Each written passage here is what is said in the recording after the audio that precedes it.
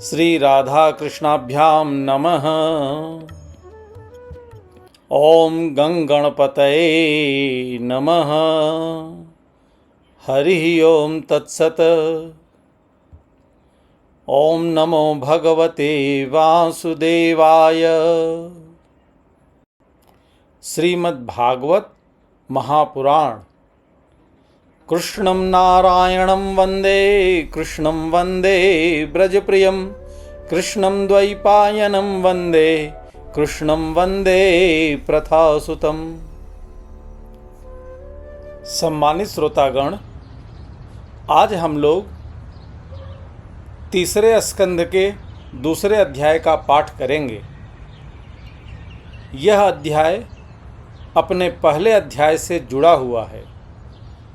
इस अध्याय में महात्मा विदुर जी के पूछने पर श्रीमान उद्धव जी भगवान श्री कृष्ण को याद करके बहुत भावुक हो गए। भगवान श्री कृष्ण के साथ उद्धव जी बचपन से ही रहे हैं, अतः भगवान श्री कृष्ण की प्रत्येक लीलाओं से वे परिचित थे। विदुर जी के पूछने पर उन्हें भगवान श्री कृष्ण के बचपन का स्मरण हो आया और वह कुछ क्षणों तक बहुत भावुक हो गए। थोड़ी देर बाद जब उन्हें वापस ध्यान आया, तब उन्होंने भगवान श्री कृष्ण के बाल रूप की कुछ लीलाओं का वर्णन इस अध्याय में किया है। इस अध्याय में उद्धव जी के द्वारा कही हुई बातें भगवान श्री कृष्ण के बाल रूप की बस एक छोटी सी झलक मात्र ही है, परंतु यह छोटी सी झलक भी यह समझने के लिए पर्याप्त है कि वास्तव में भगवान कृष्ण का बचपन कैसा रहा होगा। अतः आइए अब हम सब मिलकर भागवत के इस अध्याय का पाठ करते हैं। अथ द्वितीयो अध्यायः। उद्धव जी द्वारा भगवान की बाल लीलाओं का वर्णन। श्री शुक उवाच इति भागवतः पृष्ठः छत्रावार्तां प्रियाश्रयां प्रतिवक्तुं न चोत्सेह औत्कण्ठया तस्मारितेश्वरः यः पञ्चहायनो मात्रा प्रातराशाय याचितः तनैच्छद्रचयन यस्य सपर्यां बाललीलया स कथं सेवया तस्य कालेन जरसंगतः पृष्ठो वार्तां प्रतिब्रूयार् भर्तुः पादावनुस्मरन् स मुहूर्तर्म भूतूष्णीं कृष्णाङ्गघ्रिसुधया भृशं तीव्रेण भक्तियोगेन निमग्नः साधु निवृत्ततः पुलकोद्भिन्न सर्वांगो मुञ्चन्मीलददृशा शुचः पूर्णार्थो लक्षितस्तेन श्रेण प्रसर संप्लुतः। श्री सुखदेव जी कहते हैं, जब विदुर जी ने परम भक्त उद्धव से इस प्रकार उनके प्रियतम श्री कृष्ण से संबंध रखने वाली बातें पूछी, तब उन्हें अपने स्वामी का स्मरण हो आया और वे हृदय भर आने के कारण कुछ भी उत्तर न दे सके। जब ये 5 वर्ष के थे, तब बालकों की तरह खेल में ही श्री कृष्ण की मूर्ति बनाकर उनकी सेवा पूजा में ऐसे तन्मय हो जाते थे कि कलेवे के लिए माता के बुलाने पर भी उसे छोड़कर नहीं जाना चाहते थे। अब तो दीर्घकाल से उन्हीं की सेवा में रहते रहते ये बूढ़े हो चले थे। अतः विदुर जी के पूछने से उन्हें अपने प्यारे प्रभु के चरण कमलों का स्मरण हो आया। उनका चित्त विरह से व्याकुल हो गया। फिर वे कैसे उत्तर दे सकते थे? उद्धव जी श्री कृष्ण के चरणारविंद मकरंद सुधा से सरोबार होकर 2 घड़ी तक कुछ भी नहीं बोल सके। तीव्र भक्ति योग से उसमें डूबकर वे आनंद मग्न हो गए। उनके सारे शरीर में रोमांच हो आया तथा मुदे हुए नेत्रों से प्रेम के आंसुओं की धारा बहने लगी। उद्धव जी को इस प्रकार प्रेम प्रवाह में डूबे देखकर विदुर जी ने उन्हें कृतकृत्य माना। शनकैर्भगवल्लोकान्लोकं पुनरागतः विमृज्य नेत्रे विदुरं प्रत्याहोद्भव उत्समयन। कुछ समय बाद जब उद्धव जी भगवान के प्रेम धाम से उतरकर पुनः धीरे धीरे संसार में आए, तब अपने नेत्रों को पोंछकर भगवत लीलाओं का स्मरण हो आने से विस्मित हो विदुर जी से इस प्रकार कहने लगे। उद्धव उवाच कृष्णद्युमणिनिं लोचे गीर्णे स्वजगरेण किं नु नः कुशलं ब्रूयां गतश्रीसुगृहे स्वहं दुर्भगो बत लोको अयं यदवो नितरामपि ये संवसन्तो न विदुर्हरिं मीनाइवाडुपम् इंगितज्ञाः पुरुप्रौढ़ा एकारामांश्च सात्वता मृषभं सर्वे भूतावास समंसत देवस्य मायया स्पृष्टा ये चान्यदशदाश्रिताः भ्राम्यते धीर्न तद्वाक्यैरात्मन्युक्तात्मनो हरौ प्रदर्श्या तप्त तापसाम वितृप्त दृशां नृणाम् आदायान्तर्ध्यास्तस्तु स्वबिंबं लोकलोचनम्। उद्धव जी बोले, हे विदुर जी, श्री कृष्ण रूप सूर्य के छिप जाने से हमारे घरों को काल रूप अजगर ने खा डाला है। वे श्रीहीन हो गए हैं। अब मैं उनकी क्या कुशल सुनाऊं? ओह, यह मनुष्यलोक बड़ा ही अभागा है। इसमें भी यादव तो नितांत भाग्यहीन हैं। उन्होंने निरंतर श्री कृष्ण के साथ रहते हुए भी उन्हें नहीं पहचाना। जिस तरह अमृतमय चंद्रमा के समुद्र में रहते समय मछलियां उन्हें नहीं पहचान सकी थी।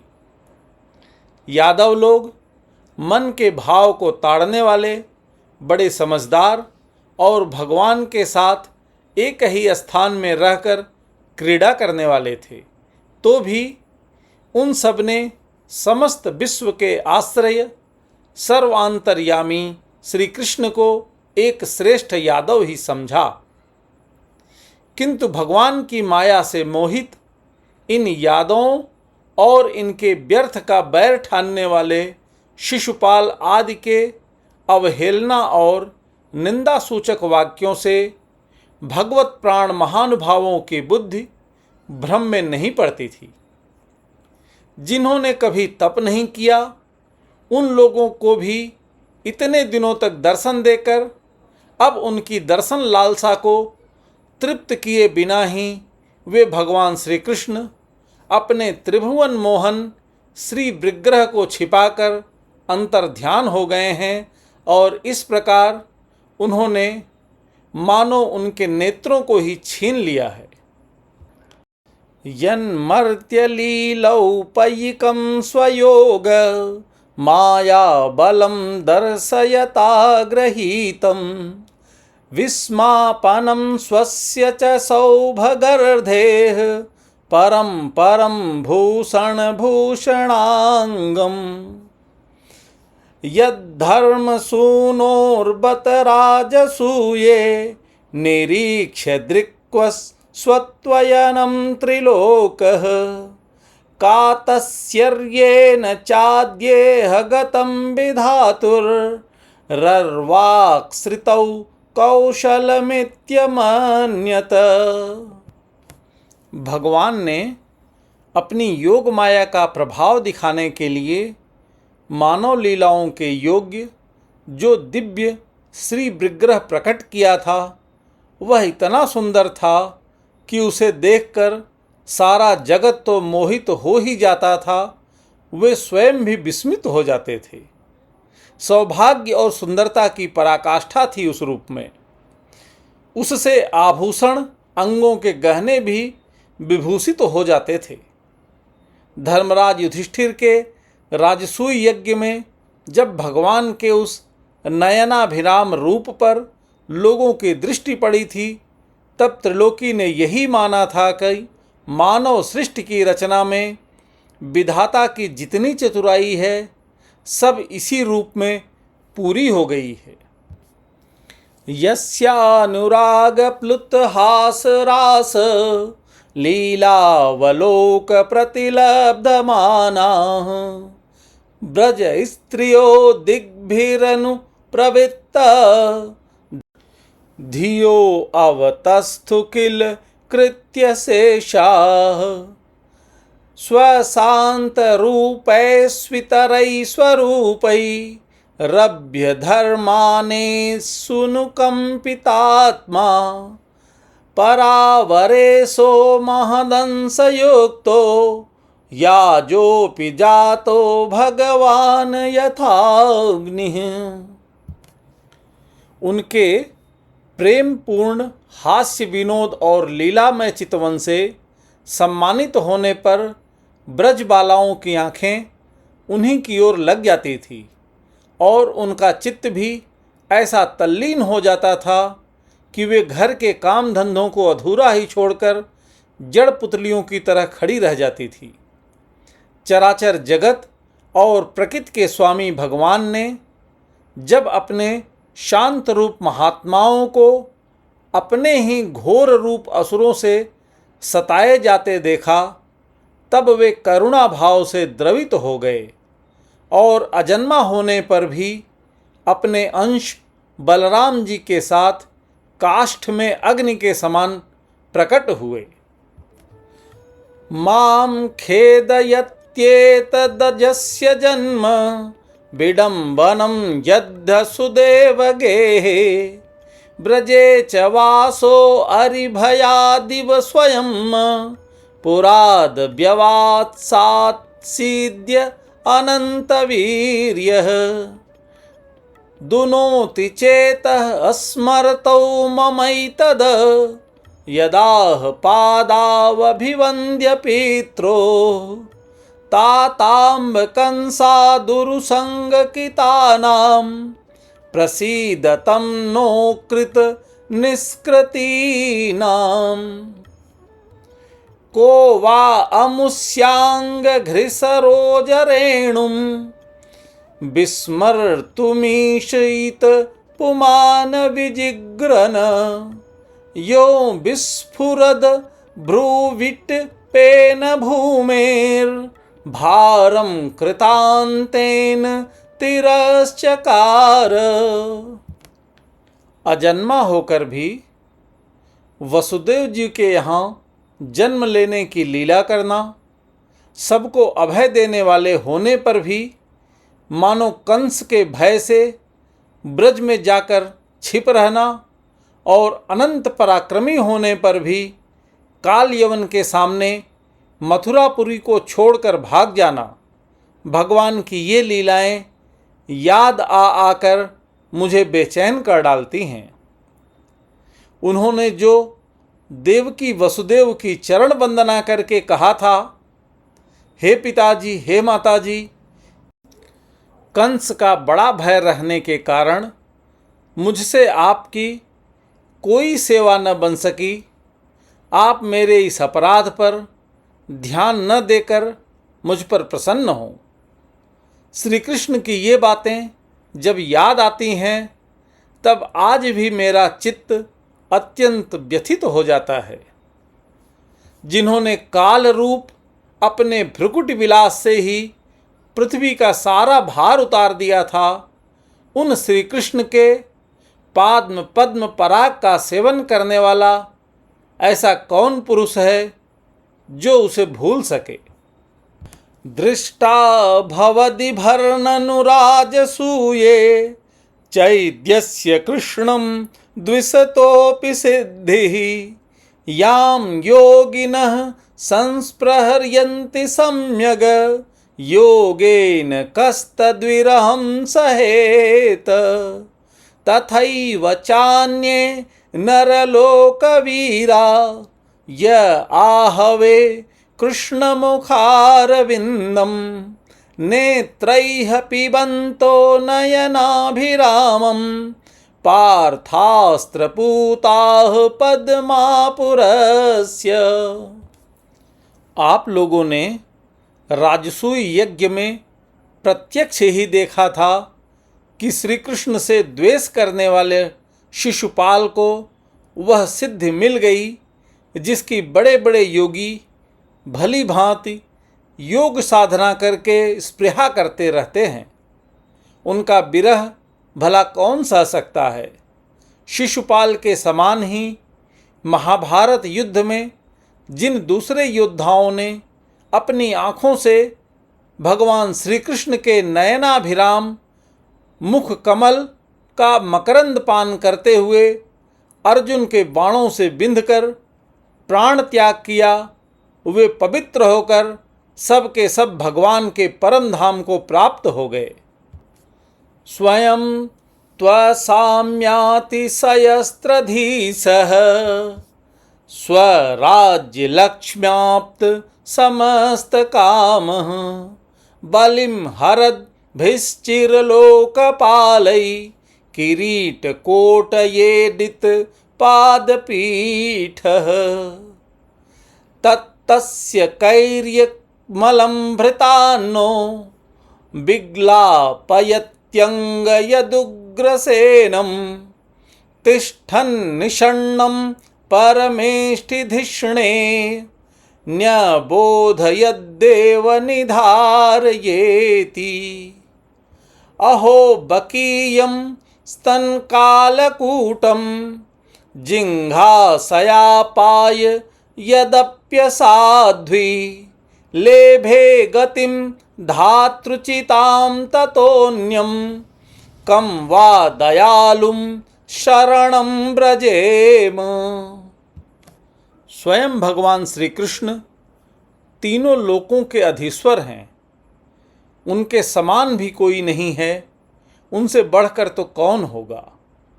वे अपने स्वतः सिद्ध ऐश्वर्य से ही सर्वदा पूर्ण काम हैं।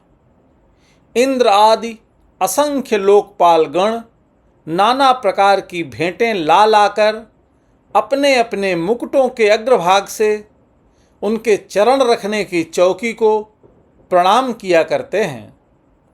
हे विदुर जी, वे ही भगवान श्री कृष्ण राज सिंहासन पर बैठे हुए उग्रसेन के सामने खड़े होकर निवेदन करते थे, हे देव, हमारी प्रार्थना सुनिए। उनके इस सेवा भाव की याद आते ही हम जैसे सेवकों का चित्त अत्यंत व्यथित हो जाता है। पापिनी पूतना ने अपने स्तनों में हलाहल विष लगाकर श्री कृष्ण को मार डालने की नीयत से उन्हें दूध पिलाया था। उसको भी भगवान ने वह परम गति दी जो धाय को मिलनी चाहिए। उन भगवान श्री कृष्ण के अतिरिक्त और कौन दयालु है जिसकी शरण ग्रहण करें। मन्ये असुरान भागवतांस्त्रधीशे संरब्ध मार्गा विनिविष्ट चित्तान ये संयुगे अचच्छत तार्क्ष पुत्र मन से सुना भायुध मापतंतम। मैं असुरों को भी भगवान का भक्त समझता हूँ, क्योंकि वैर भाव जनित क्रोध के कारण उनका चित्त सदा श्री कृष्ण में लगा रहता था और उन्हें रणभूमि में सुदर्शन चक्रधारी भगवान को कंधे पर चढ़ाकर झपटते हुए गरुण जी के दर्शन हुआ करते थे। वसुदेवस्य देवक्याम जातो भोजेन्द्र बंधने चिकीर्षु भगवानस्या समजेनाभियाचितः। ततो नंद व्रजमितः पित्रा कंसाद्विभिद्यता। एकादश समास्तत्र गूढ़ार्चिः सबलो अपसत। परीतो वत्स पैर्वत्सांश्चारयन् व्यवहरद्विभुः। यमुनो पवने कूद द्विज संकुलातांगधृपे। कौमारीं दर्शयंश्चेष्टां प्रक्षेणीयां व्रजौकशां। रुदनिर्वहसन्मुग्ध बाल सिंहावलोकनः। ब्रह्मा जी की प्रार्थना से पृथ्वी का भार उतारकर उसे सुखी करने के लिए कंस के कारागार में वसुदेव देवकी के यहाँ भगवान ने अवतार लिया था। उस समय कंस के डर से पिता वसुदेव जी ने उन्हें नंद बाबा के ब्रज में पहुँचा दिया था। वहाँ वे बलराम जी के साथ 11 वर्ष तक इस प्रकार छिप कर रहे कि उनका प्रभाव ब्रज के बाहर किसी पर प्रकट नहीं हुआ। यमुना के उपवन में, जिसके हरे भरे वृक्षों पर कलरव करते हुए पक्षियों के झुंड रहते हैं, भगवान श्री कृष्ण ने बछड़ों को चराते हुए ग्वाल बालों की मंडली के साथ विहार किया था। वे ब्रजवासियों की दृष्टि आकृष्ट करने के लिए अनेकों बाल लीला उन्हें दिखाते थे। कभी रोने से लगते, कभी हंसते और कभी सिंह शावक के समान मुग्ध दृष्टि से देखते। स एव गोधनम लक्ष्मा निकेतम सित गोवृषम। चारयन्नुगान गोपान रणद्वेणुरीरमत। प्रयुक्तान भोजराजेन मायिनः कामरूपिणः। लीलया व्यनुदत्तांस्तान बालः क्रीडनकानिव। विपन्नान विषपानेन निगृह्य भुजगाधिपम्। उत्थाप्यापाययद् गावस्ततोऽयं प्रकृति स्थितम्। फिर कुछ बड़े होने पर वे सफ़ेद बैल और रंग बिरंगी शोभा की मूर्ति गौओं को चराते हुए अपने साथी गोपों को बांसुरी बजा बजा कर रिझाने लगे। इसी समय जब कंस ने उन्हें मारने के लिए बहुत से मायावी और मनमाना रूप धारण करने वाले राक्षस भेजे, तब उनको खेल ही खेल में भगवान ने मार डाला, जैसे बालक खिलौनों को तोड़ फोड़ डालता है। काली नाग का दमन करके विष मिला हुआ जल पीने से, मरे हुए ग्वाल बालों और गौओं को जीवित कर उन्हें काली दह का निर्दोष जल पीने की सुविधा कर दी। अया जयद गोसवेन गोपराजं द्विजोत्तमैः। वित्तस्य चोरुभारस्य चिकीर्षन् सदवयं विभुः। वर्षतीन्द्रे ब्रजः कोपा भग्नमाने अति विह्वलः। गोत्रलीलात् पत्रेण त्रातो भद्रानुगृह्णता सरच्छशिखरैर्मृष्टं मानयन रजनीमुखं गायन कल्पदं रेमे स्त्रीणां मंडलमंडनः। भगवान श्री कृष्ण ने बढ़े हुए धन का सद्व्यय कराने की इच्छा से श्रेष्ठ ब्राह्मणों के द्वारा नंद बाबा से गोवर्धन पूजा रूप गो यज्ञ करवाया। हे भद्र, इससे अपना मान जब इंद्र भंग होने के कारण क्रोधित होकर ब्रज का विनाश करने के लिए मूसलाधार जल बरसाना आरंभ किया, तब भगवान ने करुणावश खेल ही खेल में छत्ते के समान गोवर्धन पर्वत को उठा लिया और अत्यंत घबराए हुए ब्रजवासियों की तथा उनके पशुओं की रक्षा की। संध्या के समय जब सारे वृंदावन में शरत के चंद्रमा की चांदनी छिटक जाती, तब श्री कृष्ण उसका सम्मान करते हुए मधुर गान करते और गोपियों के मंडल की शोभा बढ़ाते हुए उनके साथ रास विहार करते। इति श्रीमद्भागवते महापुराणे पारमहंसास्यां संहितायां तृतीय स्कंधे विदुरोद्धव संवादे द्वितीयो अध्यायः। हरिः ओम तत्सत्, हरिः ओम तत्सत्, हरिः ओम तत्सत्।